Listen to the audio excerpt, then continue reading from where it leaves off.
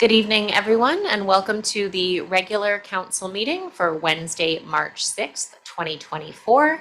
We respectfully acknowledge that the land on which we are gathering and working is the unceded traditional territory of the Comox First Nations, traditional keepers of this land. We have no light items this evening, so if I can get a motion to approve the agenda for March 6th. And a seconder. And all those in favor? Opposed? That passes. Thank you. So this evening we have two delegations, and the first delegation I'll call up is from Mel McLaughlin for potential impacts of Bill 44 on our urban forests. Welcome, Mel. There is a mic there, and you're welcome to use it at the podium or sit down wherever your preference is. And you just have to make sure it's on red.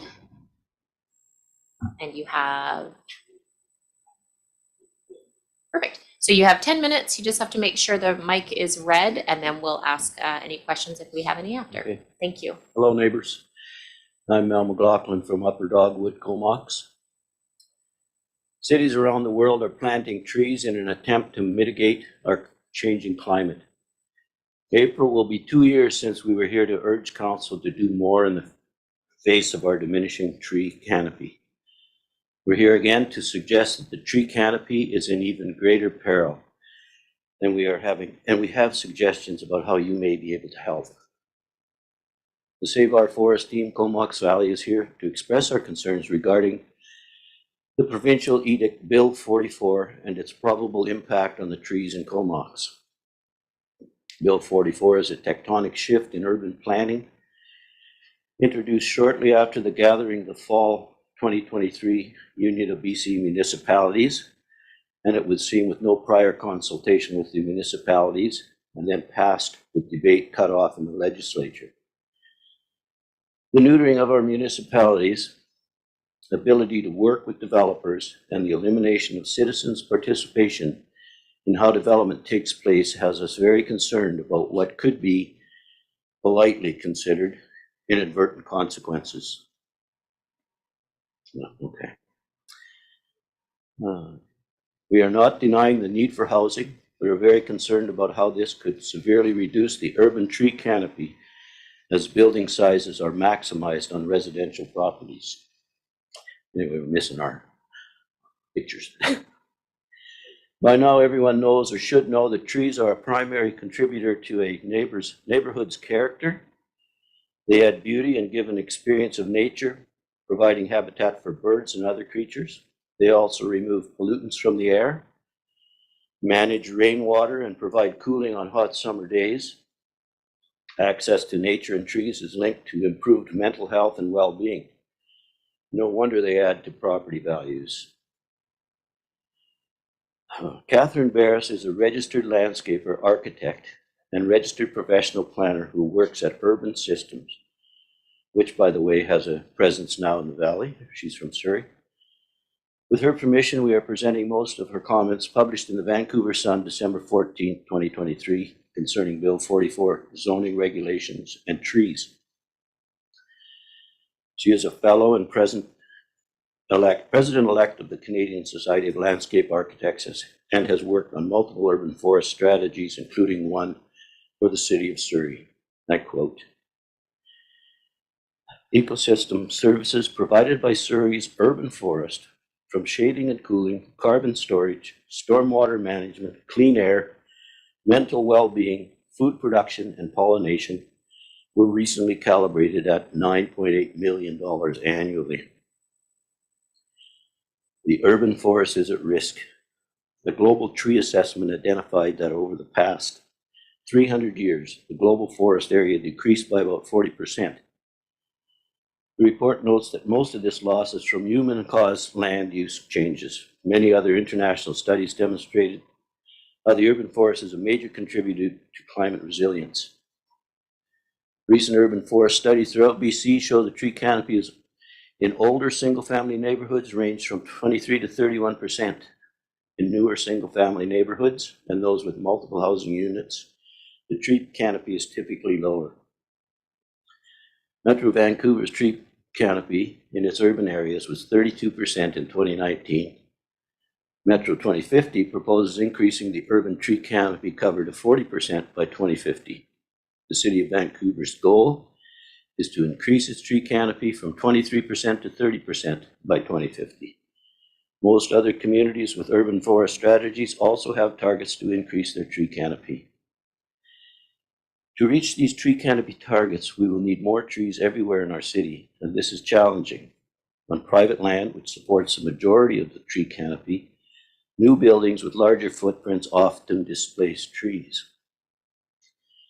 The tree replacements required are usually much smaller trees, or there is no space for them, and municipalities receive cash in lieu. Adding more trees along roads is difficult due to parking, wide sidewalks, bike lanes, and utilities. With housing density set to increase, there is an urgency to meet the tree canopy targets, but many municipalities lack an integrated process that values urban trees. The staff who manage the urban forest are often in parks departments, working separately from planners who are drafting zoning bylaws.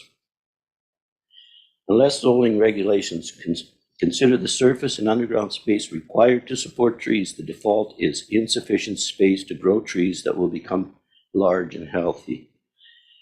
Increasing the tree canopy amidst new development is challenging, but it is possible to integrate more trees into neighborhoods through focused planning and design. We need policymakers and politicians to recognize urban forest growth as a cost-effective, resilient, and sustainable approach to urban development. End of quote. Private land in Comox hold much of the tree canopy, and Bill 44 has removed any say the town has to urge property owners to work with trees. Their fate is solely at the discretion of the property owner. There are many people who take pride in being the current temporary caretaker of the trees on their property and who wish to have them survive for many decades to come. We urge council to actively promote tree or open land donations to the town with accompanying income charitable tax credits. If we truly recognize trees as a public asset and a resource with benefits, which benefits us all as part of a healthy ecosystem, and consider critical infrastructure for municipalities, an annual municipal tax break to the property owner may be appropriate as an incentive to preserve the trees, perhaps incorporated in a lasting covenant, with the tax break coming from the park's budget and acquisition funds. To help maintain our existing urban forest, it would be beneficial to assign an advisory role to the Parks Department arborist. The first line from BC's draft Biodiversity and Ecosystem Health Framework states, quote, "The BC government is committed to protecting and conserving the province's biodiversity and ecosystem health. Rich biodiversity and healthy ecosystems supports us all and ensures that the natural environment, as well as communities and the economies, continue to flourish, especially in the face of climate change." End quote. What has been lost in the province's rush to build is the ability of municipalities to work within the intent of this framework and that of Clean BC to address climate change. You can't fight City Hall holds some truth, but we don't want to fight City Hall. We want you, City Hall, to work with us, to fight for us. This, by the way, was spontaneous, which I think proves that it's inherent in humanity that we love trees. He wasn't encouraged. We asked council to bring our concerns to the province to underline that urban forests are a valuable natural asset that needs to be protected in the face of rapid development. Comoxians need to be informed as to how this bill affects the powers of council and what council is going to do to address Bill 44. It is imperative that council consult with the residents of Comox on how we could approach keeping our urban forest alive and thriving. Municipalities still maintain control over public land, public rights-of-way, roads and boulevards. Road widening policy and a policy of widening of landscape boulevards within the right-of-way would increase the plantable tree land area for larger trees to mature over decades. If I could, it's something we didn't have in our first our written presentation. And I received this today, late today, from the architect that we talked about. She sent a quote from the bill under landscaping. And it says, plans that require a qualified landscape architect or irrigation installation are discouraged. For small scale multi-unit housing, there may be little landscape area and these requirements may not be necessary. Also, there are some policies that require each unit to have exterior space at grade adjacent to each housing unit. This hinders creativity in providing amenity space on the parcel. Reasonable compromises must be considered to stimulate development of desired housing forms. And the architect has a comment that says, this language does not reflect the importance of trees and landscape and the fact that good landscape design by a professional becomes ever more important with increasing density. So, and finally, I have a question, another that we would like to know. When is the OCP starting? And could the town offer guidance and advice to us as to how we might present our concerns during the OCP process? Thank you. Thanks, Mel. I'm just going to go for questions from council to you, and then we don't typically take a question backwards, but I can probably answer that without too many questions back and forth. Questions for Mel on the presentation. Councillor Kerr. Thanks, Mel, for the presentation. Actually, I have a question for staff, perhaps for CAO Wall. So we do have a tree retention bylaw, which admittedly is pretty weak. We're undergoing a parks master plan in the near future. We have an urban forest management study that's coming up as well. And of course, the OCP, the official community plan review, starting this year. So we have those in the works in addition to the climate action strategy and the plan. But Bill 44 is putting a lot of this pressure on municipalities in terms of the housing pressure, of course, which is a big issue we need to address. So what is the best way for council and I guess citizens who are interested in protecting trees to engage in this? Is it through the OCP? Is it through another way that we could maybe strengthen the current rules on the books in order to protect our urban forest? Yeah, thank you. As you mentioned, we have numerous processes right now that have started or will be started soon that will be addressing tree retention within the community within those regulations. So you mentioned the OCP. Another bylaw that we are looking to update is our subdivision and servicing bylaw. The decisions that council makes through that process will greatly impact the amount and location of street trees within the community as developments continue to move forward.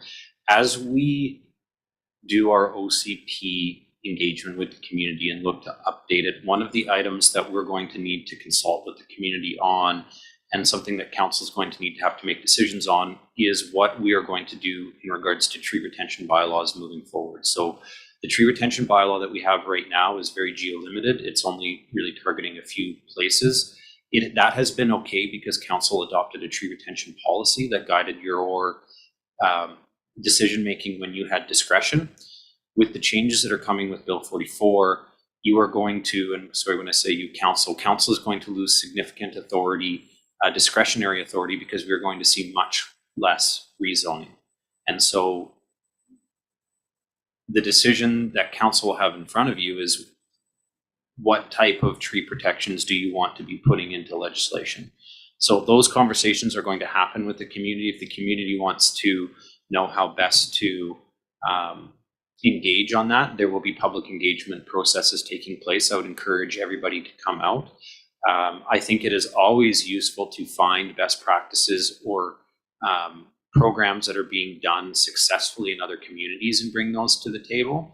I think that helps narrow the list of desires down to things that are implementable. And I think that is probably the best way to approach this, is to bring already implemented best practices, ideas to the table at the engagement sessions that are going to be announced. I don't know when they're going to be announced, but they will be coming up in the near future. There's not a lot of time. It's 1 year and 3/4, but that 1 year and 3/4 is going to fly by. Thanks, and we appreciate you bringing the concerns. It's a concern of our council about the amount of change and the questions that we have about Bill 44, and we are asking the province and our local MLA a lot of questions around the bill, knowing there's a lot of outstanding answers for us. Knowing that we have our urban tree kind of inventory, which hasn't been done for 12 or 13 years, will really be a marker for us on where Comox is now. I think back in 2011, we were actually doing quite well as a municipality, and what we don't know is where we stand now. So the goal of having that percentage is so we can look at what is the goal next, which I can't say because we haven't said, but having the exact percentage for the community will be very helpful. And we do have that tree acquisition or park acquisition fund, which we do actively talk about how we can greatly utilize, not just on one single property, but look at large groups of trees. So we are looking at that, and those aren't always conversations that we can share, but this council has a concern with balancing housing and tree retention. So hopefully some news in the next year and OCP coming in the fall. Can I ask one question? Councilor Wall, or You can ask the question directly, and All then right, I can let you directly. know if it's possible. so who, if we wanted to, get involved deeply in this, is there some part of our council or staff that we could work with to find out? You mentioned other communities and what they've established. Is that something that town will do, or is that something you expect to come from the floor at an open meeting? I think it'll depend because our RFP is still out there, and so I don't think we can speak with exactly what that would look like until the actual RFP and timeline is built out by whoever is awarded the OCP. So I would say continue to have those conversations with us, but we can't say who the group's going to be until I think we have that more solidified. Is there someone in particular we should be talking to in this staff and council? In regards to the In regards OCP, to how we just to should be, proceed, what's going to happen, how things are going. but specific to the OCP. Yes, and how we present to it. I'll go over to staff for that. Yeah, so when we're going through process and we're talking specifically around potential tree retention and protection bylaws, what we would be doing as staff and probably through the support of a consultant is bringing different options to council to allow them to make decisions, and we'd be holding public engagement sessions on some of those options and getting feedback at that time. So it won't be left up entirely to the community to come up with solutions and potential ideas. But if they're, the question was, what can you do to prepare for that conversation? And I would say that's what you should do to prepare for the conversation. But it, by no means are we going to leave it to the community to come up with all the options for us to consider. Thanks, Mel. So we have Richard Clark, Dale Pateman, and Deborah Renz for increased funding support to the Sid Williams Theatre. Looks like we have Richard. Welcome. Good afternoon. Thanks, Welcome. Mayor Munoz. Good afternoon, everyone. Thank you for this opportunity. I have the privilege of chairing the Sid Williams Theatre Society Board of Directors. I'm here this afternoon, as you said, with Deb Renz, our General Manager, and fellow board member Eric McDonald, who's also a member of the Finance Committee, and Dale sends his regrets he couldn't be here this afternoon. We are pleased to be here on behalf of the Sid Williams Theatre Society. We previously shared with Council copies of our new strategic plan. I see there's one on the table up here, in which we agreed on a number of things, including that our society's mission is to lead in the provision of professional theatre services for artistic and cultural groups and the wider community, and to offer a full range of theatrical experiences suitable for diverse audiences. Our board, our staff, our society members, and our volunteers are dedicated to realizing that mission on an ongoing basis. As you know, the theatre is physically located in the former Bickle Theatre in Courtenay, a City of Courtenay-owned building, but we serve the entire valley. Our board reflects that, with members who reside across the valley from Union Bay, Cumberland, Courtenay, and here in Comox. Somehow, at the moment, in fact, half of our board members reside here in Comox. That just happenstance. We enjoy great support from the citizens of Comox, as our patron data shows that Comox residents make up 25% of our audiences on a consistent basis. Now, our agreement with Courtenay stipulates that the city is responsible for the infrastructure and the exterior maintenance of the building. Our society is responsible for the equipment, furnishings, operating costs directly associated with using the building as a performance space, providing a multitude of services to the public. We are here today to express, first of all, our appreciation to the Count of Comox for your financial support for the society, and as you know, to request a modest increase. Financially, our goal is to cover at least 60% of our operating costs from earned revenue. That is from rental fees, our own performance series, sponsorships, membership fees, donations, ticketing handling, concession sales, and ancillary revenues. Coming out of, through COVID, of course, maintaining that 60%, we were not able to do it and got through based on some of our reserves and on some support from the federal and provincial governments. But we're back on track to maintain at least that 60% of operating coming out of earned revenue. So at the moment, with a $1.4 million budget, that's about $800,000 a year, and we're on track to get there this year. The other 40% comes from funded revenue, including a city Courtney management fee, federal and provincial grants, and local municipal government support. A critical part of our mandate is to make our performance facilities available to local community performance groups, educational institutions, and community organizations as affordable as possible. By doing so, we enable those groups to support and grow our performance arts community, ensuring the vibrancy and cultural vitality of our valley. We are especially focused on engaging our youth. Each year, close to 3,000 young people have an opportunity to perform and experience the performing arts in real time on our stage. For instance, each winter we host the premiering of the Comox Valley Art Gallery's Youth Media Project, which uses digital media, creative facilitation, artistic collaboration as a framework for youth to create media for community action. Those who come through the program end up creating long-lasting connections, not just with each other, but with other community members and organizations in the Comox Valley. Just last week, we co-sponsored the North Island Festival of the Performing Arts. Our stage was alive with the boundless creativity and remarkable talents of dedicated students from across Vancouver Island. The festival, like the Sid Williams Theatre, is committed to fostering the growth of these gifted youth, empowering them to enhance their skills, knowledge, self-confidence in their chosen discipline. Who knows when the next Kim Cattrall, Pamela Anderson, Sarah Hagen, or Gig Morgan will have a start to their artistic career here in the Comox Valley. By ensuring the affordability of the theatre, our society can help make such opportunities a reality. And your annual grant to the Sid Williams Society helps all of that happen. Now, as I know you will appreciate, our costs coming out of COVID have, like everyone else's, all increased. We've already increased our rental rates and our ticket prices to achieve that 60% earned revenue ratio, but we do also need an increase in our non-earned revenue to keep pace with increased costs. So we are approaching all levels of government, including each local government, to request just a little bit more support. We very much appreciate that these are challenging times for everyone, including municipal governments, which is why our request to the Count of Comox is to gradually increase your annual grant. We've suggested by $5,000 per annum through to 2028, which will help stabilize our income and maintain Comox's contribution at approximately 2% of gross revenue over this and the next 5 years. That's our request.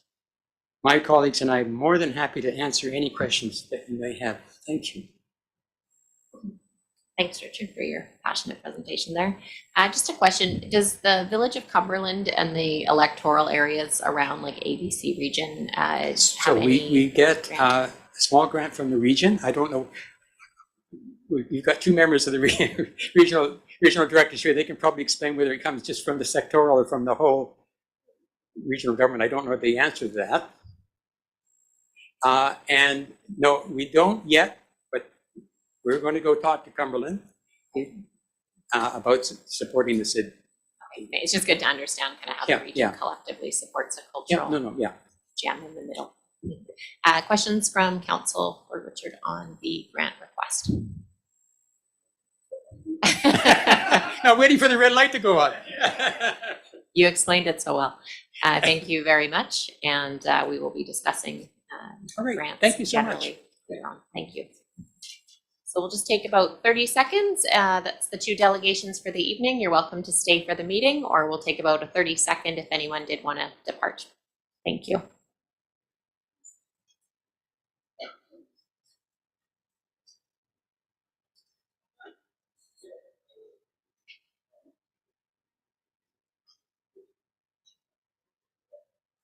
Thank you.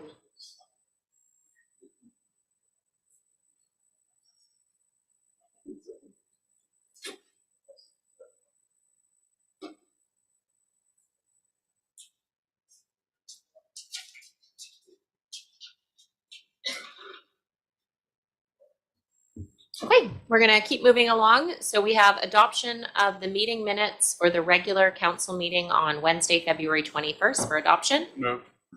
The seconder. Thank you. Any questions or comments on the February 21st meeting minutes? All those in favor? Opposed? And that passes unanimously. Thank you. And I will now get a motion for the consent agenda. There is items A through D. I'll get a motion for those 4 items to be received for information. Moved, seconded.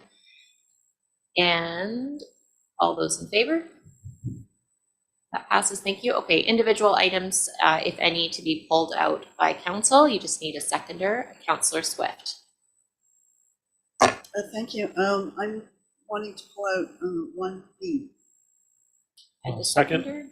Perfect. So that's Thea Black from Cole Puntledge Park Elementary, the letters from grade 6 students. Yes, Councillor thank you. Swift. It's really just a comment.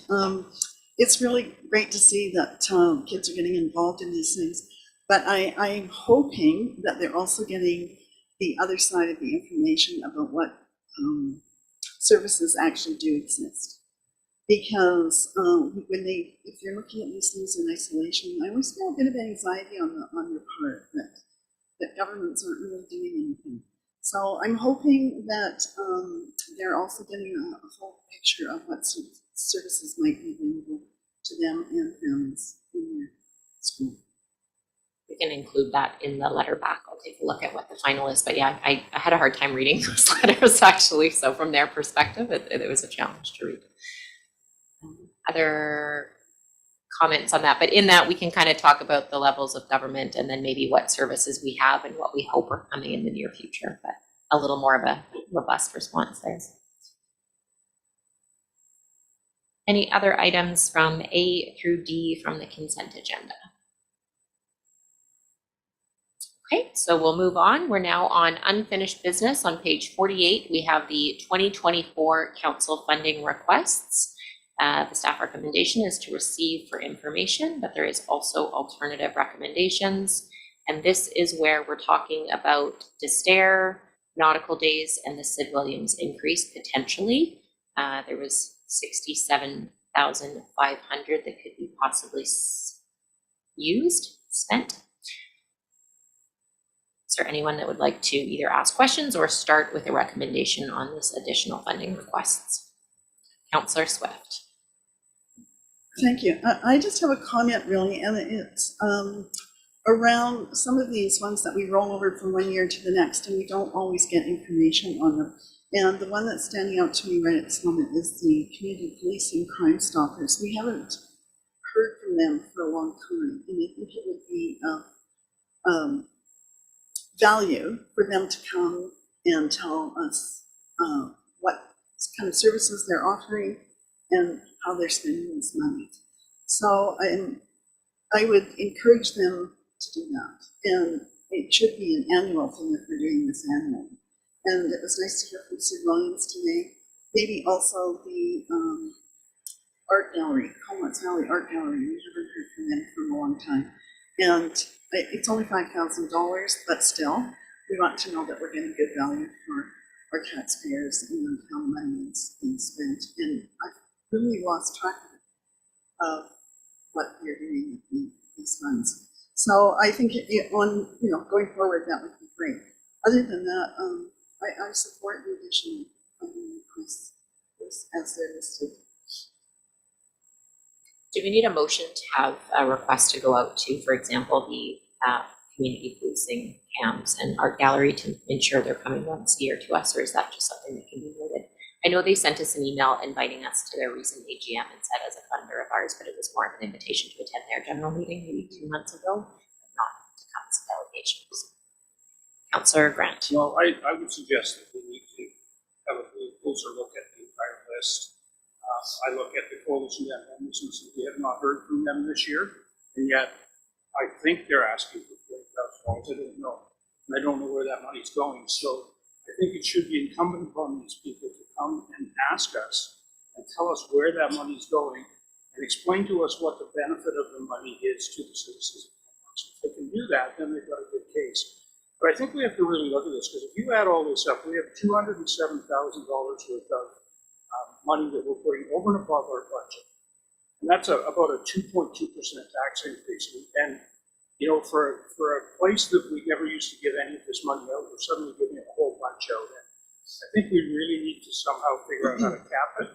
And I would really like to see staff come to us and bring us some options as to what we can do. I talked to Jordan a few of these things, but there may be other ways to do it. The other thing with the Coalition to End Homelessness is we have a affordable housing budget that we get from developers' contributions. And I think we could take the $40,000 out of that rather than out of general revenue, and that would, in essence, drop this down to $167,000 instead of $207,000. So I'm not sure how you want to put all of that into a motion, or if they can just come back. You know, I think you're dead right. I think every one of these should have to come and say, here's what we want, here's what the money's going to do, and here's how you get benefit from. I think I'll just take what you said over there and have, before we can discuss the best process for it, but is that something with what Councillor Grant just mentioned with the coalition funding, is that something that can come from like an affordable housing fund to take it away from general revenue? I'll have to take a look at the bylaw. Part of it will depend on what the project is that is being asked to be funded. We've in the past provided funding for projects that are outside the town boundaries, which I can tell you right now is not allowed within our bylaw, although we could look to make that change. But we'll have to take a look at the bylaw and see what it is we're able to provide. It seems to me like council is talking about two separate issues right now. One, which is whether or not you want to approve the funding requests you have in front of you today, or whether you'd like those organizations to come back and present to you prior to approving. You can do that and move all of your decisions to a future meeting, or you can take a look at what you have in front of you and approve the ones that you're comfortable with approving, or deny the ones you're comfortable with denying. And then the second conversation is maybe around if council wants to start looking at a policy on how to manage these requests. Okay, thanks for that. I think that was all of it. Yeah. I'll make that motion. Yeah. Well, there's the two questions. From my perspective, I wouldn't mind having the discussion around like D'Astaire, Nautical Days, and Sid Williams. I feel like we have heard from kind of those groups and probably have the information we're going to get. Some of the smaller ones that are the 5,000 to 10,000 that haven't come to us and haven't requested, as well as the coalition. That's my comfort level. But we have heard from Sid Williams and D'Astaire, and they have a request on the table. Councillor Hazlett. In the event that we did push this to a further meeting, when does this decision need to be made by? Final decisions need to be made prior to setting your taxes, which will be done in April usually. So next meeting or first meeting in April at the absolute latest. And then kind of following on what Mayor Meehan said, we have heard from some of these groups tonight, Sid Williams. D'Astaire's been a couple of times. PIA, we've seen a fair bit from them as well. Kind of echoing what Councilor Grant said, I do think it's really important that these groups are coming to us annually to let us know where the money's going. Councilor for a couple of years, so we might not know some of the history and whether or not these are just getting rolled over. It's not an insignificant amount of money that we are putting out, and I think that we need to be able to show constituents that we're properly spending the money that their taxes are paying for us. In addition, with my conversations with D'Astaire over the last month and a half, I am really happy to see that they have been able to make some things work and they have been able to come down a substantial amount of money. It's a really great organization that's offering a lot of really good programs to a large number of the constituents in the town. And I'm very happy to see that they're trying to hear from the county to make it work, as well as working on their side to maybe look at not needing as much funding in the future. So I'm happy to have you hear about that. Thanks for those comments. We have Councillor Mayer. Thank you. It's actually might be a challenging question for staff. I remember the CBRD was considering a regional service, or maybe it's for Councillor Grant or Councillor Kerr, but I can't remember where that was at, and I'm not sure that I ever knew the details of how that might impact our decision making around this. So that's a question. What I will say is that I would be very much in favor of having a clearer and more transparent process for how we provide the funds. I think all of us have sat on different funding organizations throughout our lives and know how important this kind of funding is for our community, and that I think for us to achieve a lot of what is mandated to us in the community charter, these partnerships are actually really important, and that transparency of how we administer the funding and how the nonprofits are using the funding is also part of that equation. So I'm really in favor of having something a little bit more formal and transparent. I know there are some municipalities partnering with community foundations, so the municipalities are setting the criteria, but the community foundations are administering the funds so that it's not a burden on the local government, and I think that in some cases that works really well. So we still have the say, but not the administrative burden. We have accountability with the CAMS, with the museum, because we have a council rep on it. I will definitely request that they come and present. They're doing lots of really great work and just hired a new staff person that they have lots, I think, to share. I'm in favor of approving the funding requests as they are, and would love to hear what's happening with that CBRD service. Thank you. And so the request for a policy kind of review would be in future, Councillor Mayer, knowing that with the taxes coming in April, we probably wouldn't be able to have a fulsome kind of report back on what that looked like, but kind of deal with these this year, and in future, that would be a really helpful tool just to understand. Yeah, that would be, I think, because of where we're at in our budget season, I feel like it would be appropriate to approve these and look to kind of develop policy over the coming year so that we can make the decisions in a different way for next. Just wanted to clarify that. Thank Makes you sense. for the clarification. And we'll probably go item by item in just a moment and see if we can have some of these approved, and then other ones we may ask to come back. But any other questions kind of before we actually look at them one by one? I'm not sure if Councillor Grant or Councillor Kerr had your hand up, but I thought there was maybe more comments that end. I could fill in a little bit on the funding. I think it's becoming a bit of a challenge at the regional district to figure out how to do that. So I can't remember exactly, Jonathan, if you remember, but it came up and it was kind of deferred to another meeting, I think is what happened there. And I think they're finding it really difficult to figure it out. And I'm not 100% sure, I've asked this question too, whether that would sort of mitigate what we give, or if that would be another source.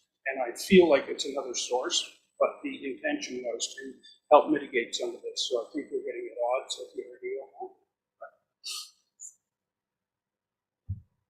Thanks for those comments on that. So what I'll do is I'll bring up an item, and if we're not ready to vote on it, then we can have a future discussion, but we'll see if we can get some of these dealt with tonight.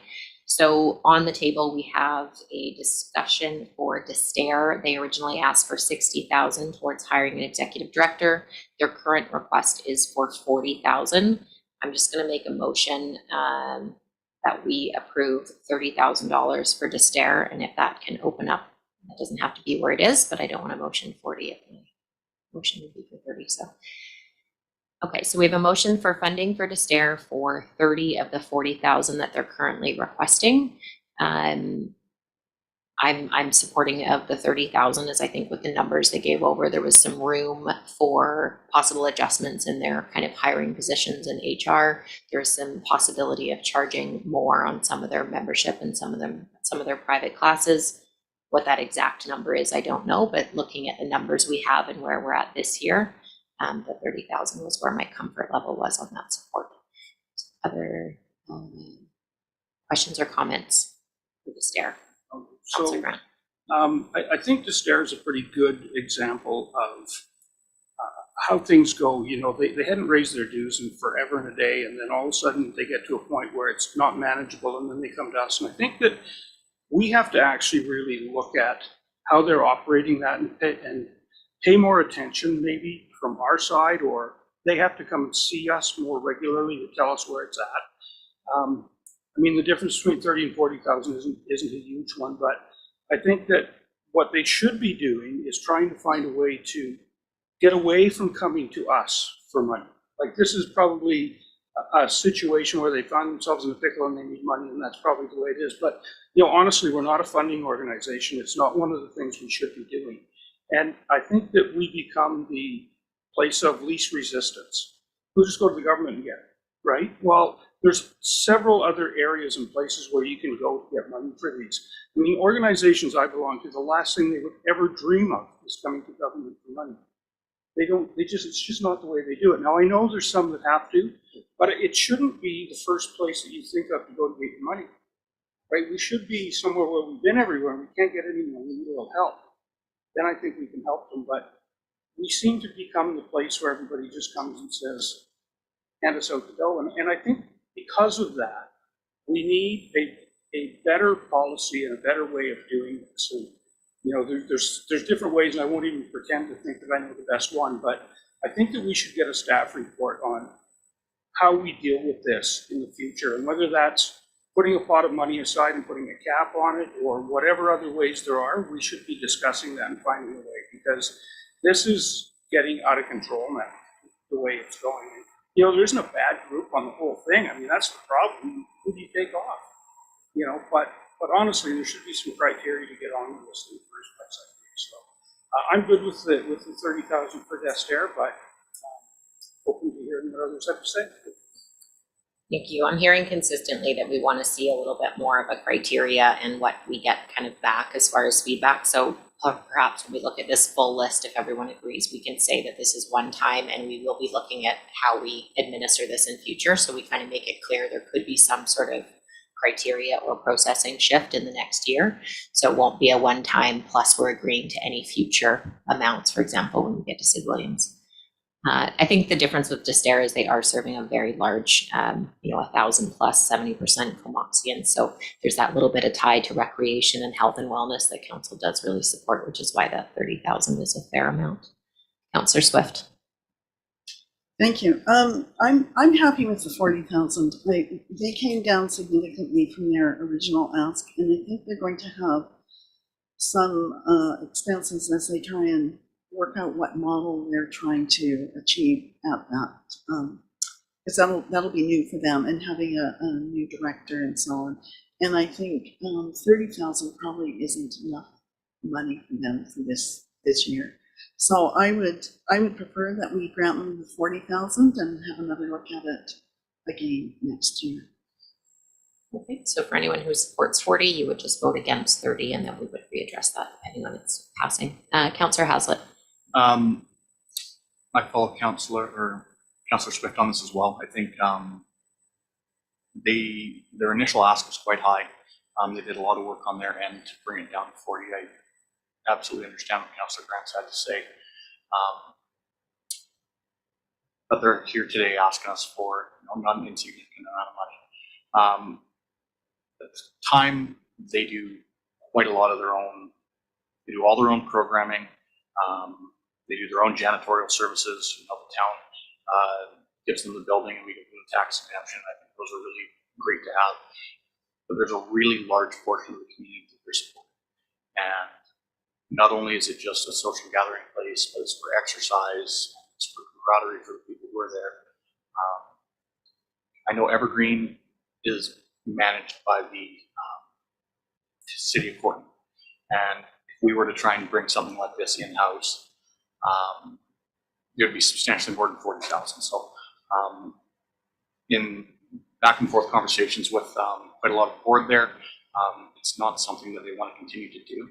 I think that 40,000 this year is a reasonable ask, and they are aware that you know, council does have a bit of a hard time with that, knowing that there's quite a lot of financial considerations to be made pretty quick. So I'm speaking towards, I'd like to see 40,000 as the number rather than 30, and we look at this again next year. We can have more conversations with them and try and let them know our decisions come from. Thank you. We have Councillor Mayer and then Councillor Kerr. I'm in favor of providing them with the 40,000 for all the reasons that have been shared.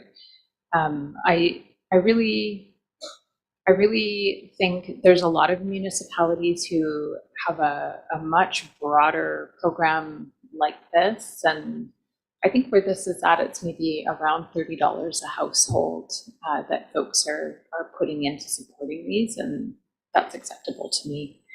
I think that is well within what's reasonable, and I think it's a really important part of the business of the local government to provide funds like this. So I'm fully supportive of the 40,000. Thanks. Thank you. Councillor Kerr. I'm also supportive of 40. I won't repeat what's said. I also really like the idea of a tighter policy or criteria for these going forward, agreeing with both Councillors Mayer and Grant on this. Just in looking at the demographics, the MNP report that some of us saw that was circulated from the Economic Breakfast recently, you know, looking at the population pyramid for Comox, it's quite funny. It's an inverted triangle, not a population pyramid. We have many people who are seniors in Comox, and the number of people in their 80s in Comox, starting like this year, the actual like slope of the line is taking a tangent upwards. So you know, certainly the senior center is even going to be more full than it normally is, and it's already impossible to find parking in and around town hall when they have events on. And just the social and health benefits, you know, that this organization provides. You know, just there's a yoga class tonight, there's table tennis, there's different programs that they run, and all the social networking that happens, which is a predictor of quality of life and long health and long life for this population. So I'd be in favor of 40, and I do recognize, as Councillor Haslett has been chatting with them and working with them, that they have come down off their initial higher ask. So I think I'm comfortable with the 40,000. Thanks. Thank you. I just want to speak quickly before we vote on it. I just would stress that we did look also at kind of a youth recreation survey and came up with a list of items that would look nice to the youth of the community. And reality is about 50% of our community can access that. And we've kind of put on the back burner a pump track because there's not enough funds. But the reality is, if we give 40,000 this year, the chances that that gets reduced after we bolster the program is not high. And, you know, if we're signaling we don't have enough money to add youth recreation into the community, which does affect that portion, 20%, whatever it is, of kids under 18, I just think we need to look at maybe making some equity there and our changing demographic, which very well might be senior oriented, but we just don't have a fulsome enough grant and aid program to say that we should go from 0 to 40,000 when we're not approving youth recreation programs, for example, that $10,000 a year could very much go towards. So just the reasoning in only going to 30 this year and really looking at it would be my reasoning there. So the motion on the floor is to approve 30,000 towards an executive director. All those in favor? Opposed? So that does not pass. If there's a motion to go on the floor. Second. That is moved and seconded. Any comments on approving 40,000? All those in favor? Opposed? And that passes unanimously. Thank you. Good discussion on that one. So the next one we will go to, and again, if you're not comfortable or want to motion that you want to wait until a delegation, that's acceptable also. We're going to move down to the BIA has already been approved for 3 events for this year. Then we have Nautical Days, which has a contract of 28,000, which is already in place, and the additional 10. Just over to staff for clarification. I thought we had already approved that one this year. That's a good When we question. went over Was the that part of the contract. recommendations on the Nautical Days report? Maybe skip that and we'll get back to you. Yeah, I'm pretty sure we've already approved it as the 38 because they needed the funds. I think we did. Councillor Grant? I'm just wondering on these lists, like, for instance, Nautical Days and 28,000. Nautical Days is never going anywhere. It's always moving. It'll probably get bigger, but why is that not a line item in our budget rather than on our overall request? Like, I think other communities would do this a different way, right? Because there's certain things on here that just, they're not going anywhere. So I just wonder if maybe we've got a more comprehensive list here than perhaps other people would have. I don't have an answer for that, but I don't know if staff wants to comment on that. Yeah, no, I think that's a good point. In the past, it's been because this was a donation that was given to the society. I think in many places, this would be an internal cost. As we move forward into next year, I think, especially if council's looking to adopt a policy, Nautical Days, with the dissolution of the society that will be happening, will just become an internal cost and a line item in your budget. So that won't be there next year. Thanks for that clarification. And it was approved. Okay, so we're not going to reapprove. Hopefully everyone likes the number 28 plus 10 for that. Sid Williams is in kind of a placeholder for 25,000. They have asked for 5,000 more for a total of 30,000 this year. They're also asking for a $5,000 increase every single year until 2028, putting them at 50,000. I'd like to put on the floor that we give them 30,000 this year with a pretty hard messaging, but that is this year's funding decision, and that again we will be relooking at how we administer these, and we are not agreeing to a 4-year increase up to 50,000. That at this time that's not approved. That is a motion. Count CAO Wall. Just want to make sure. So the motion that you're putting on the table is to approve $30,000 in funding for Sid Williams in 2024, and that a letter accompany the funding, highlighting that this is a 1-year approval and council will be reviewing its approval policies moving forward. Yes, and as long as it's quite clear that we are not looking at this step at this time yet. So is that the motion? Yes, Yeah, I'll second that. That was the motion. it's the motion. CAO Wall said. That seconded. Questions or comments on 30,000 for 2024 for Sid Williams? All those in favor? Opposed? And that passes unanimously. Thank you. So next ones, just for clarification through staff, that takes care of the additional funding requests. However, we do have the ones that are previous year.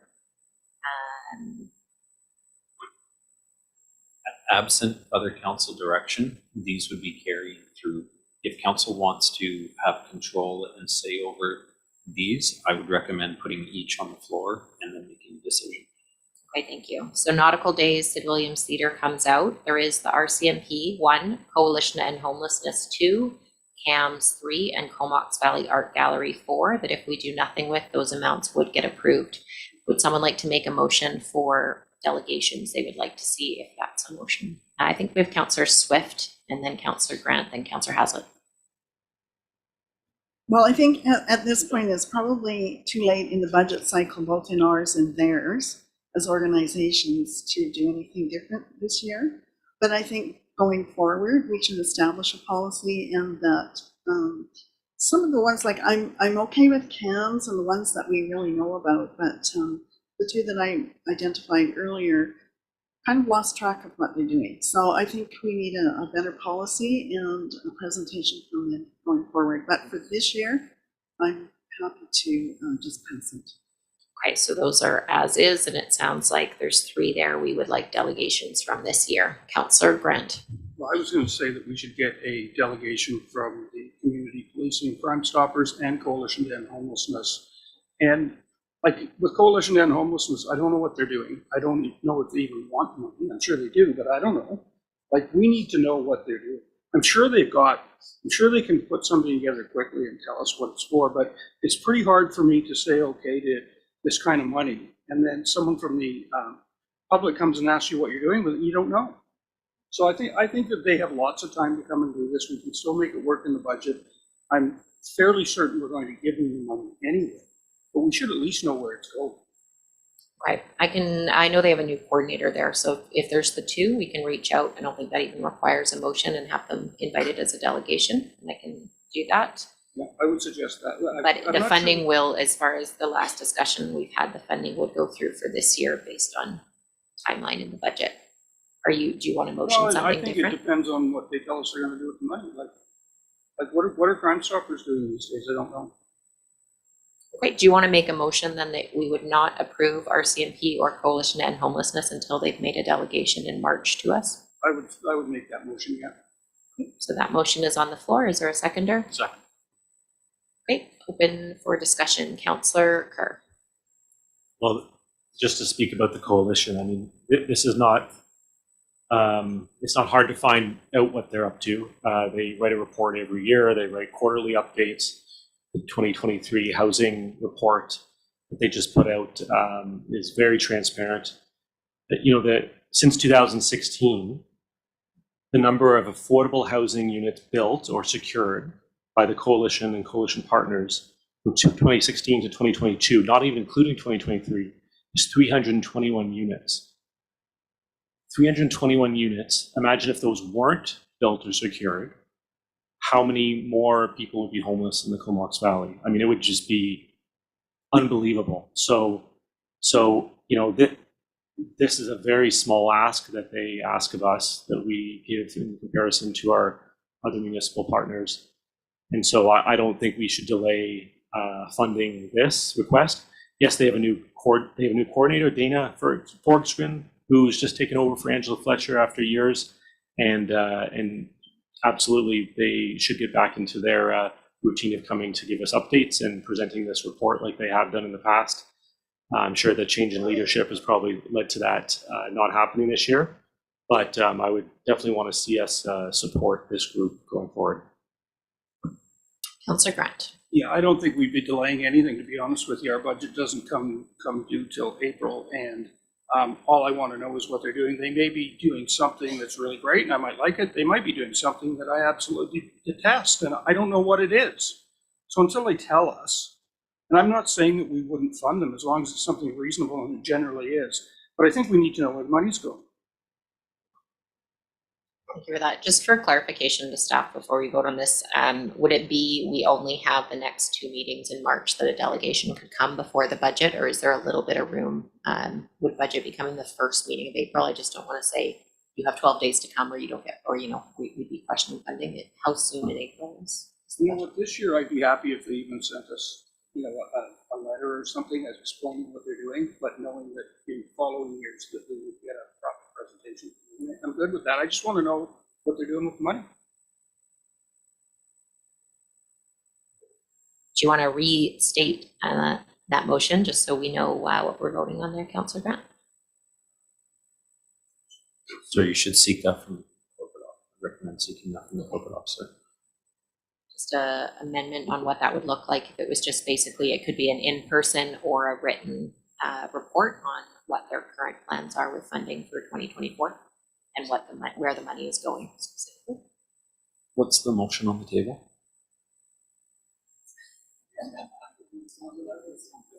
I have that the Crime Stoppers Coalition not be approved until after the elections. Use your mic, Councillor Grant, just. And or written submission would be fine. Yes, you can make it. Okay, I would make that amendment then. And we need to vote on that amendment? Yeah. Okay, so the amended motion is that those two groups, the RCMP and Coalition to End Homelessness, can make a delegation or a written. Just need a seconder for the movement. Sure. Just reading it.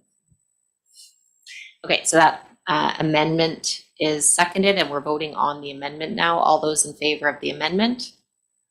Opposed? Okay, so that amendment passes and now we will have questions or comments on that amended motion and we'll vote on the motion after that. Councillor Kerr. I mean, I don't want to make this molehill into a mountain here, but you know, we have a number of things on the list. We've already said the process is kind of not perfect. We're going to have a policy for next year. We're going to ask these groups to come. I just don't know why we're picking two out of all of them that need to come now. I mean, I would be supportive of saying, yes, we support all of these. In the future, we would love a delegation every year, like a follow-up letter, kind of like we're doing with Sid Williams. You know, we're going to approve 5,000, but, you know, we're going to make a decision every year. Like those follow-up letters are really important. I don't see the need to delay making this decision tonight based on this. So I'll be voting against this request that they come in March.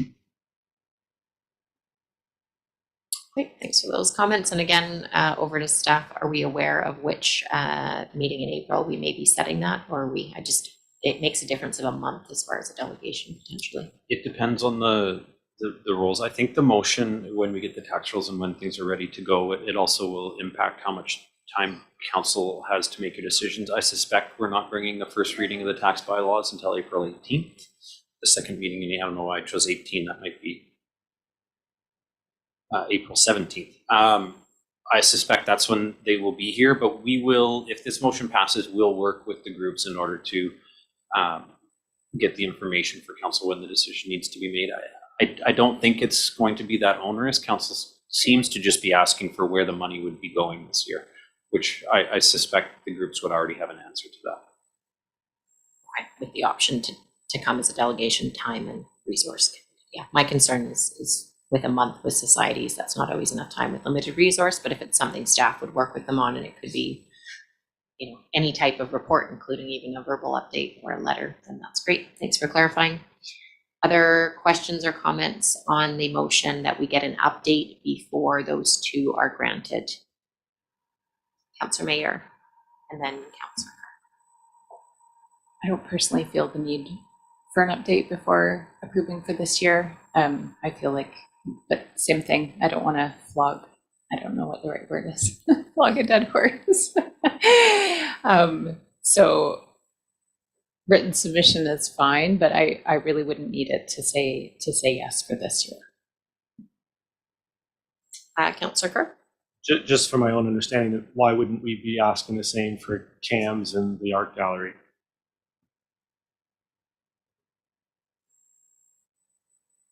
Councillor Grant, your Well, I motion. think the reason is because we have council liaisons on theirs and we have some hands-on talking with the rest. So these are the two that we're a little more separated from. So that's why I picked them up. Councillor Kerr. I happen to be the coalition rep from council, and I do provide regular updates as part of my reports about their ongoings, including tonight's update about the number of units built. Great, I think we'll go to vote. I am going to vote against, as I do think we have hopefully a more fulsome system coming, and we will still reach out and invite those groups regardless of this motion passing or not passing. So all those in favor of approving the list except for the two, which is the RCMP, Community Policing and Coalition, until we get an update either by delegation or written. All those in favor?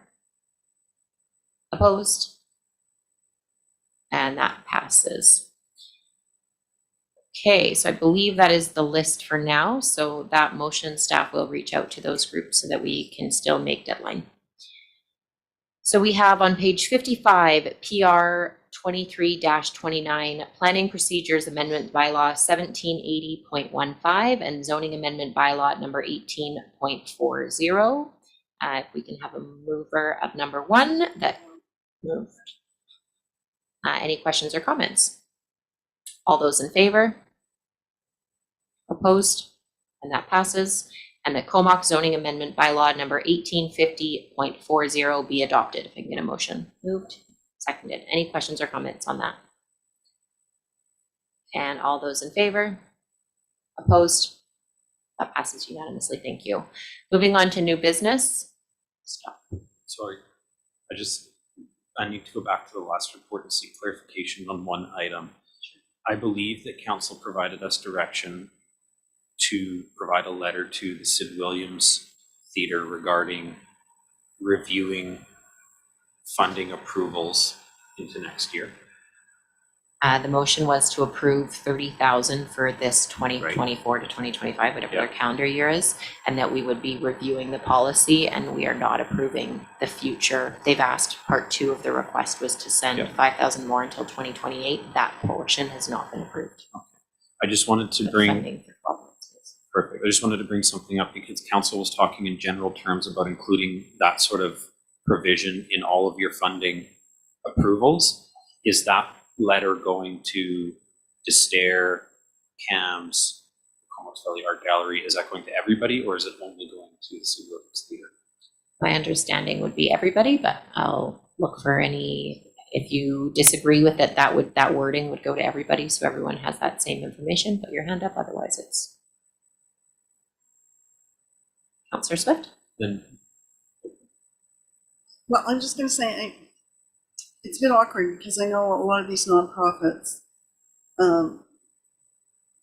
typically we have funded them, and it's likely we would continue, and it's very difficult for them to do their planning and budgeting one year to the next if they can only go on a yearly cycle. So my understanding was we would just, because Sid Williams was a direct request, that the letter would go out to them.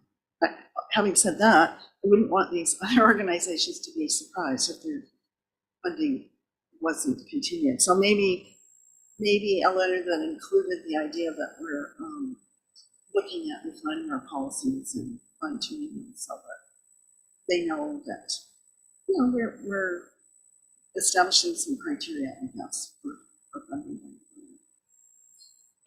It makes sense. I think we were specifically giving the wording because of Sid Williams' longer request, but even I think we talked about for like Destair, if they all of a sudden were able to get grants and things like that, and they were, you know, you'd want to have where other people look at other options. So not to say this is your last year of funding, but that with policy changes, there could be some changes, but no other group asked us for a continuous grant number, I don't believe.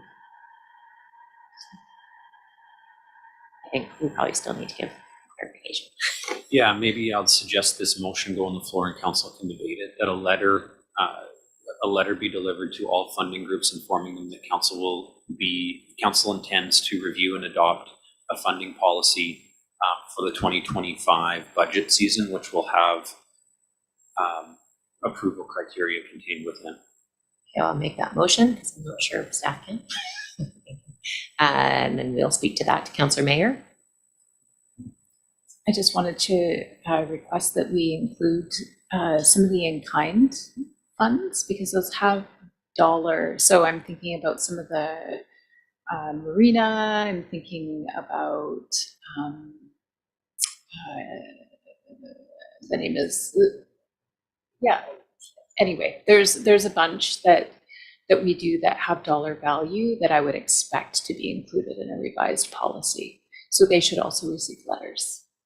Is what I'm saying, so that I think the point is that nobody would be surprised if there was a shift in process or a shift in decision in the new budget year. Okay, so from staff, I think we do have that in-kind list, but that would change the motion that letters would be going out to an additional list of people. So we may need to do a amendment to have that included. Councillor Bayer, do you want to make that amendment to the motion? Or do you want staff to speak to that as far as process? How about we hear from staff? It sounds good. Did a motion get passed regarding the development of a report for a policy? I don't think we got to that. So there are a number of different ways you can approach the grant and aid policy. What if council were to provide direction to staff to bring back a report that detailed your grant and aid, your cash contributions to grant and aid, your in-kind contributions to grant and aid, and the different grant and aid models that exist? You'll have the information that of how much cash you're giving out, how much in kind you're giving out, who you're giving it to, and the potential policy options. And at that point, you'll be able to take a look at all that information and decide how you want to reach out to the community groups. Rather than doing it now, you can do it now, but if we can probably pull that information together fairly soon, bring it to you, you'll have it. There'll be lots of times for those groups to receive this information, but you'll have a little bit more an understanding of the direction you're going. I'm just thinking if we send out a letter like this now, the groups might start to scramble and go, well, is my funding at risk? I think that would be the first question is my funding at risk? And they'll call the town and ask, and I'll say, I don't know. I don't have any direction at this point. So if we went about it that way, it might keep everything a little bit more So calm. if we left it as is, it basically would be Sid Williams Theatre would have that indication because that was a specific request, and all other ones would just be your 2024 funding is this amount, and we would leave it at that until we get the staff report. Is that correct? Correct. Okay. I'm personally comfortable with that, as long as it's timely and not right at the end of the year or something. Okay, so there was a motion on the floor. So what we'll do is we'll vote on that motion, and if you want to leave it as it is with just Sid Williams getting that and more information to come from staff, we can make that motion after we defeat this motion. That makes sense. So all those in favor? Sorry, what's the motion on the floor? The motion was the one that Jordan had stated before, that we would let all cash grants know that we were looking at our policy. And then the conversation went to, should we add in kind? And finally, we ended on, if there's a staff report coming anyway in the near future, all groups could be let know, or we'd be deciding that at this time. So if we defeat the motion, then only Sid Williams Theatre will be let known, and then we will be getting a staff report as long as we make that motion next. It's still clear. Okay, so the motion that Jordan read out is what we're voting on now that all groups be let know we're reviewing the policy. So all those in favor? Yes. If we're on the same page, you're against. I'm in favor of being against this. Okay, all those in favor? Opposed? So that's opposed. So there's no motion on the floor now. It sounds like council would like staff to look at a policy for both cash and in kind and get back to council with what options there could be. Moved and seconded. And at that time, those organizations would be notified that that's what we're doing, because it sounds like that can be done in a relatively timely manner. And only Sid Williams Theatre will be let know about the 1-year funding. All those in favor? Opposed? And that passes. Okay, so there's going to be a staff report to follow. My favorite. We have already passed PR 23-29 on page 55, and so we're on to new business on page 68 of the development variance permit application DBP 23-10 to permit a non-conforming accessory building at 1771 Centennial Avenue. And that's been moved and seconded. Any questions or comments on that DBP? Councillor Hazlitt. I've driven past the property as well as seen it from the second hole of Comox Golf Course, as well as seeing the plot plan. It's a really large property.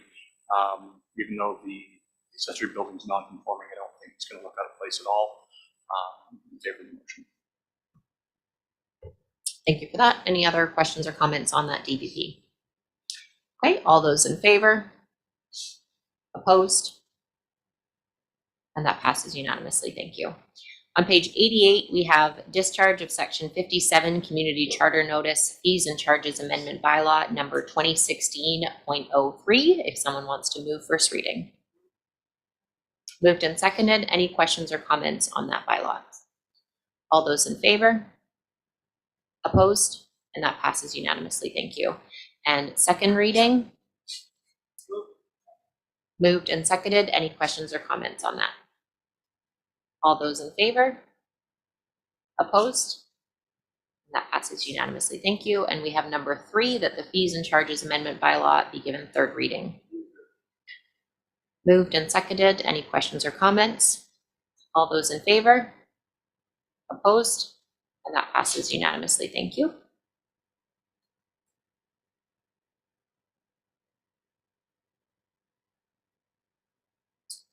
Okay, we have no new notices of motion under correspondence. We have on page 92 a letter from Pete Chambers and the Comox BIA requesting road closure on June 22nd, 2024. And I will move that we grant that request. Moved and seconded. Any questions or comments on the Summerfest? Councillor Swift. I just have a question. I'm noting that they're moving it 1 block west. Will that better accommodate transit? Or will it make any difference?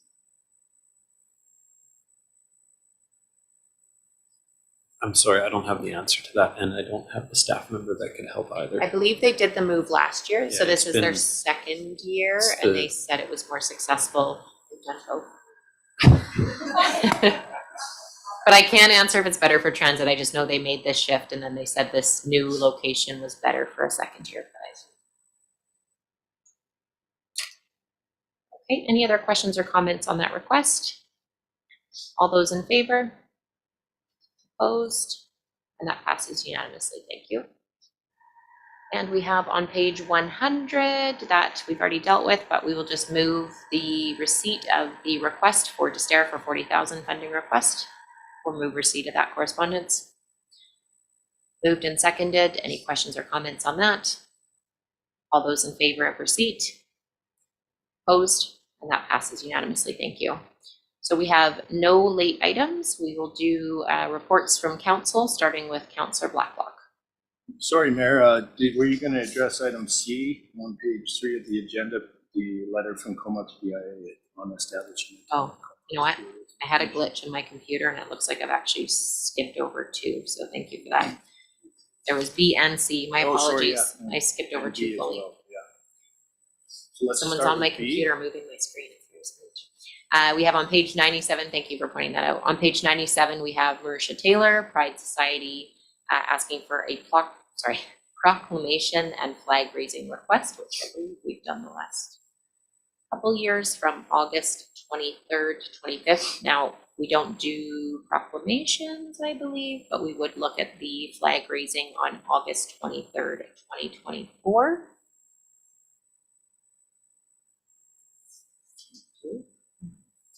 You have to meet the criteria.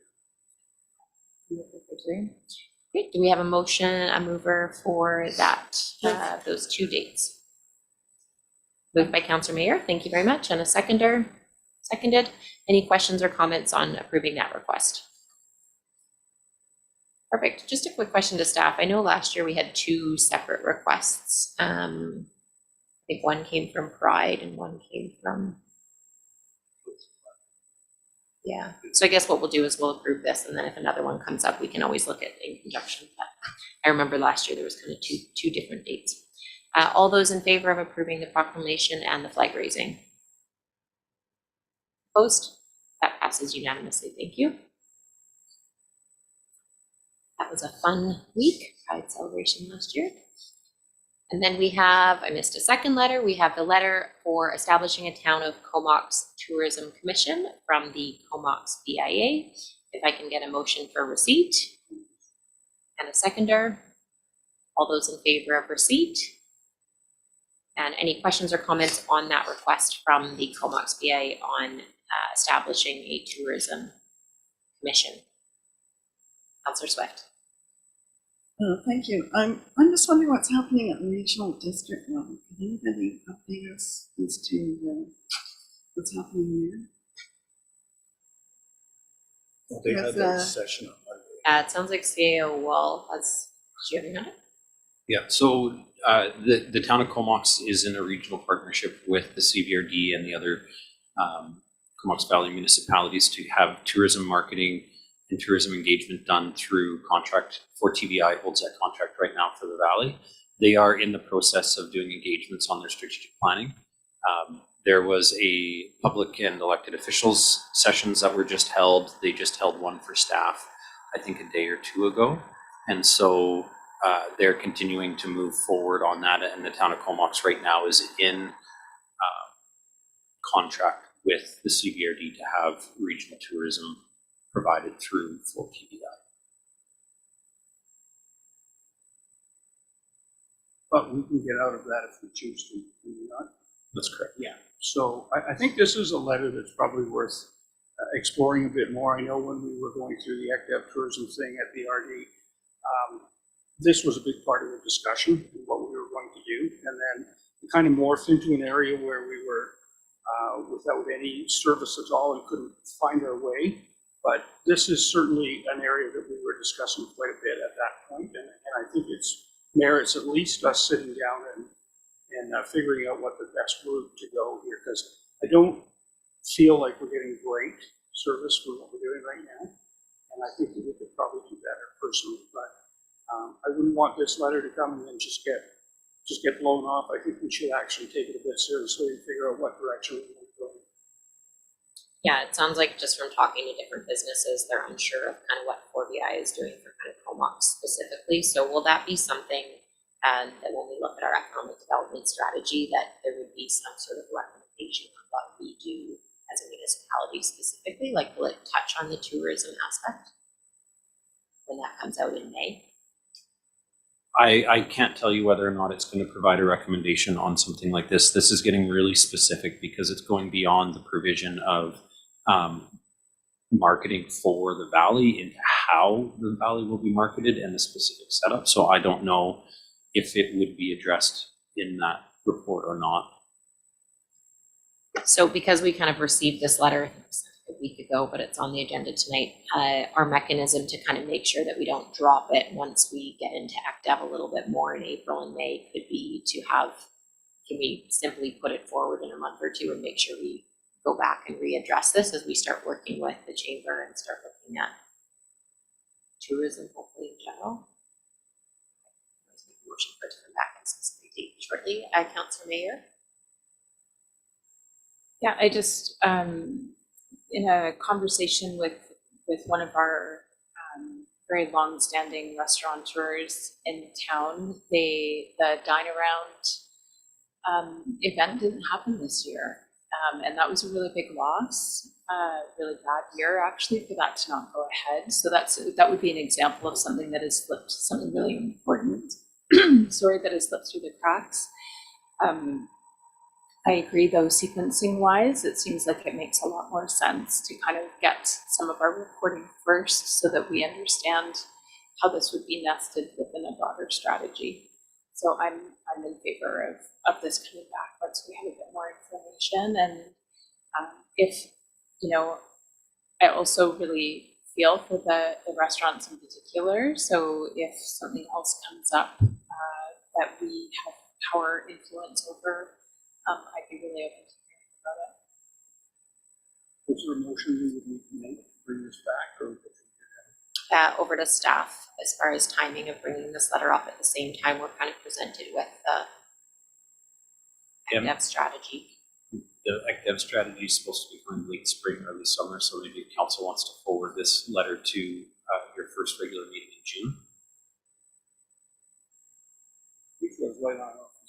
Councillor Black. He's okay. All right. So can I make that motion then? We bring this back in the date that was? First meeting in June, so Yeah. this letter will come back in three months. Perfect. Thank you, and I'll second that. Questions or comments on this letter coming back in 3 months when we're maybe right in the thick of the information coming in? All those in favor? Opposed? That passes unanimously. Thank you. Thank you for pointing out those two.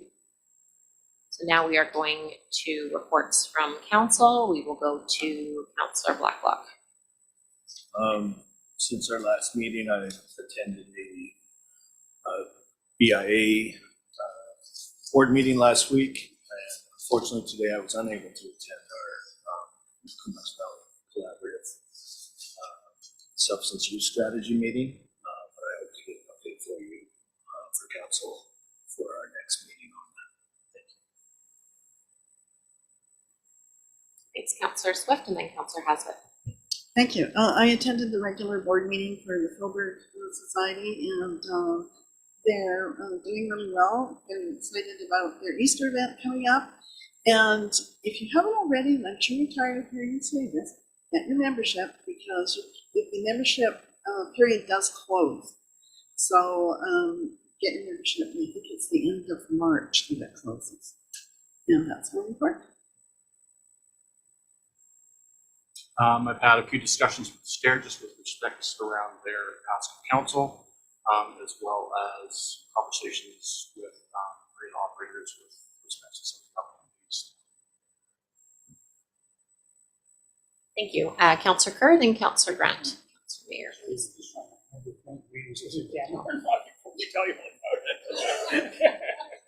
Good idea, Councillor Kerr. Thank you. A couple of quick updates from the Sewage Commission. First of all, those of you driving around town, you'll notice that the sewer conveyance project is underway. Again, in this kind of March to August period, we're working on the area around Stewart Street and down Balmoral. So give yourself a few extra minutes to get through town and have lots of patience. You might also find a different route that might serve you better. And then after August, it's going to be moving westward along Beaufort to Lidello. So that's what's coming up the rest of the year. And we'll provide updates as needed. Also, quick update, as some of you may have heard, the Comox Valley will soon be without a Sani dump, as Cumberland has decided to close the one that's in their village. So nothing to report yet, but the CBRD, the city of Courtenay, we're working on a solution in the near future. We're going to have a discussion about this at next week's Sewage Commission meeting. And the hope is we get one up and running before RV season kicks off. So stay tuned, and we'll give you more information on that as well. And yesterday I attended a meeting of the Comox Valley Social Planning Society, and there was an update from the situation table. And there was some nice things said about Mayor Minions and your involvement on the situation table and going forward. You're going to be a part of that. So thank you. Nice to get kudos before something starts. Yeah. Sleep. Councillor Grant. Yeah, so I went to our Water Commission meeting last week and also the RD meeting, and at the water, it was really about how things are going to go in the conservation area that we bought around Comox Lake at the RD regarding our water supply and just what vehicles are going to be allowed in there, railways, toilets, just all how we're going to conserve that area. And it's a bigger process than you think, because it's quite well used by people in Cumberland, and they're going to have some big changes. So it doesn't necessarily apply a lot to us, but there's going to be some big changes around that for the lake.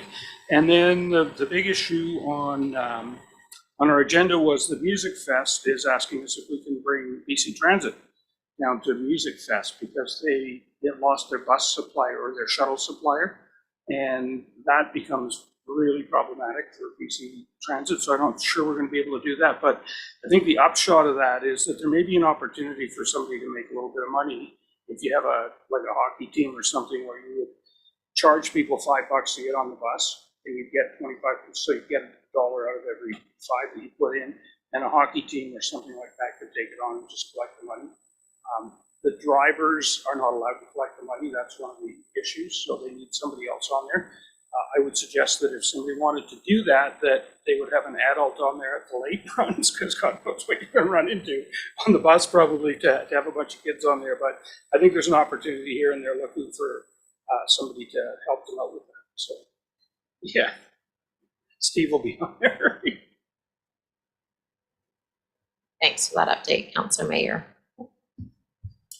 Thank you. I attended a food policy council. We have a municipal subcommittee that right now is mostly talking about food policy and official community plans, because Cumberland is also doing an OCP refresh.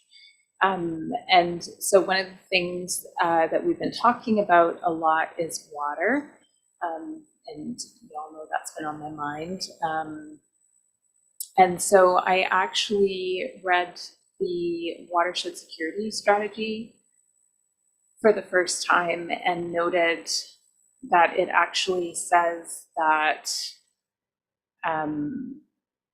the population, so this was originally done in 2016, and it has a 2022 date on it, but I don't think much of it has changed.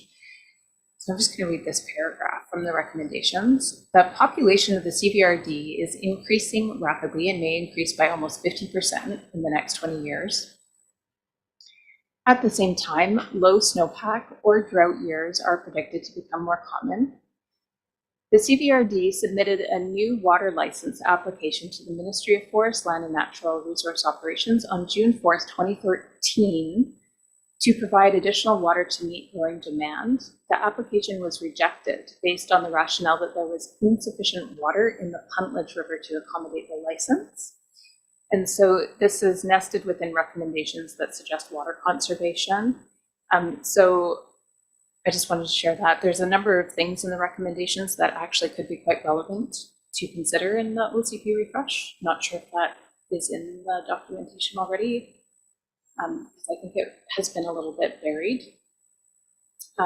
So I'm continuing to investigate further more kind of options and trying to understand our future watershed plan, which I know is also a conversation happening at CVRD.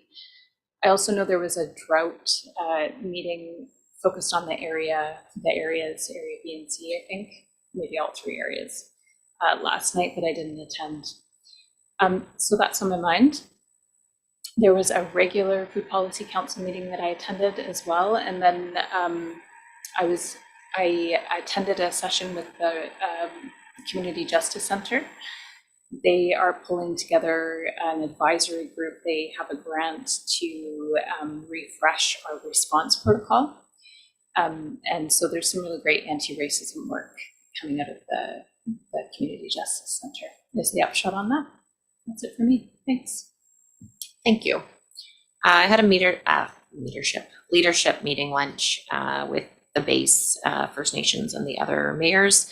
For the most part, we talked about the sewage conveyance project, a little bit about the Sandy Dam closing, which sounded like was for pure environmental reasons and had to happen. So hopefully the CVRD has something coming in the next 12 months for that. The BC Nonprofit Housing Association is having their networking and trade show called Rent in Courtenay on April 18th. And then the city of Courtenay plans on doing a housing symposium, kind of similar to happened at the base, maybe 2.5-3 years ago. So I'm not sure exactly, that'll probably be a little bit more around the provincial legislation coming and some of the different plans for OCP, etc. But it's basically April 18th, April 19th in Courtenay, and that you'll get invitations to both of those events there in the very near future, because those are coming up in about a month. The wing commander spoke, of course, of the 100-year RCAF air show, which is going to be free to the public. It's coming up actually really soon on May 18th. I had it written down and now I can't read my own writing, but it's coming up in just over 2 months, and they are working a ton on that at kind of the very last minute. So we'll hear about some of those initiatives. In past, they've always done gated and charging, and this year is going to be totally free. And I forget the number of people they said, but I think they said they're expecting like 100,000 people or some massive number. So for Comox, yeah, so it'll be a major thing for our businesses. So those are things that are coming up in April and May that people are definitely, I feel like they're not talking about considering how soon they're coming. Councillor Blacklock and I met with the BIA it was supposed to kind of be an annual year and say thank you. And obviously the business retention enhancement came up a lot, and just talking to the different businesses and restaurants in the Comox BIA area and outside of the area, it's something that they really want to see. So we'll hopefully be able to look at the regional approach with Chamber and also still focus with them on what we do downtown. There was lots of questions around the tourism piece in the letter that was sent, as well as just how we continue to keep business in Comox during the sewage conveyance. So businesses are definitely feeling the economic pinch, and it's something we're aware of, and hopefully we can keep talking about in June. And that's all for me. So we have no media questions. Any questions from the public? Yeah, do you want to come up for a question? come on up and just use the light. Yeah, Please. and Thank Bob you. Bowen, 1389 Zephyr Place in Comox. And I want to thank council and staff for your hard work. Thank you very much. And I would just wanted to bring up about the grants and whatnot that we've talked about tonight. And if I understand it correctly, we're going to kind of vet the grants as they come up for next year. Is that how I understood that? In past years, we've kind of looked at a list and approved them just kind of based on information that we have. Moving forward, what we want is to have some kind of written criteria and a policy based on staff's recommendation. So do we, for example, that amount has been growing and growing every year. And so what we'll look at is, do we want to set policy? Does it have to meet? Do they have to, follow a set of regulations? So just kind of formalizing what that looks like. Right. But in general, we have a no grant in aid, like we don't take charity or sponsorship requests, but these are organizations we have some affiliation with. So formalizing that process is the goal, not to say that those won't happen necessarily, because a lot of them probably still would. No, I understand. That's great. I think that's a great idea, at least looking at them all as they come up. And I just wonder if the tax deferral, tax forgiveness ones would come under that same lens. Because I know last year we had one The of the. permissive tax exemptions, Yes. that's permissive what it's tax called. exemptions. I'm not sure if that's kind of a third after in kind, so. Council has outstanding direction to us to provide you a report on permissive tax exemptions. Yeah, so kind of when that topic came up sometime in the fall, we had advised that we wanted a report back on what kind of best practice was in other municipalities, so that will still come. Right, so last year we had a controversial, one of the churches had a controversial thing Yes, happening, and we were involved, and I know the Legion had some issue there. I think that was resolved in the golf club, for profit. So anyway, as long as they're all sort of reviewed or Yeah. as they come forward, that would work for me. that's a good point, because that's outstanding at this time, so I'm sure we'll have to look at those all together, and hopefully that would be what is done. So, Great. yeah. Okay, thank you. Thank very you for much. Thanks flagging again. that, Bob. Appreciate that. Great comment. Okay, without any further items on the agenda, I'll get a motion to move in camera. All those in favor? Okay, so we'll be going in camera, so we'll just take a break and travel safe. Thanks for coming.